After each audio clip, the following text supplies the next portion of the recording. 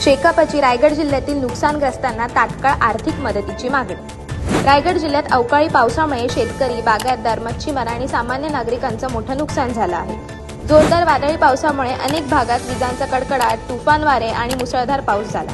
यामध्ये सुमारे 200हून अधिक घरांची छप्पर उडाली। काही घरांच्या भिंती कोसळल्या आणि त्यामुळे अनेक कुटुंबांचे नुकसान झाले। याच संदर्भात शेतकरी कामगार पक्षाच्या राज्य प्रवक्त्या चित्रलेखा पाटील, महिला आघाडीच्या प्रमुख ॲडव्होकेट मानसी म्हात्रे, जिल्हा सहचिटणीस ॲडव्होकेट गौतम पाटील, तालुका चिटणीस सुरेश घरत, तालुका सहचिटणीस नरेश म्हात्रे आणि इतर नेते मंडळींनी अलिबाग येथे पत्रकार परिषद घेतली।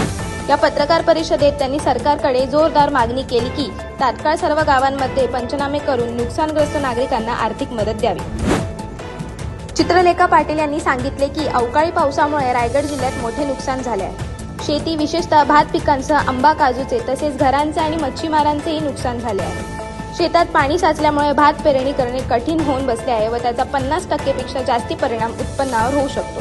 त्यामुळे सरकारने तातडीने पेरणीसाठी बियाणे उपलब्ध करून द्यावे। शेवटी पाऊस थांबला असला तरी शेतकऱ्यांचे आयुष्य पूर्वपदावर आणण्यासाठी शासनाने वेळीच पावलं उचलणं अत्यंत गरजेचं आहे। अशाच अनेक घटना आणि बातम्या जाणून घेण्यासाठी सबस्क्राईब करा आमचं YouTube चॅनल केव्ही न्यूज आणि इन्स्टा पेज कृषीवल न्यूजला फॉलो करा।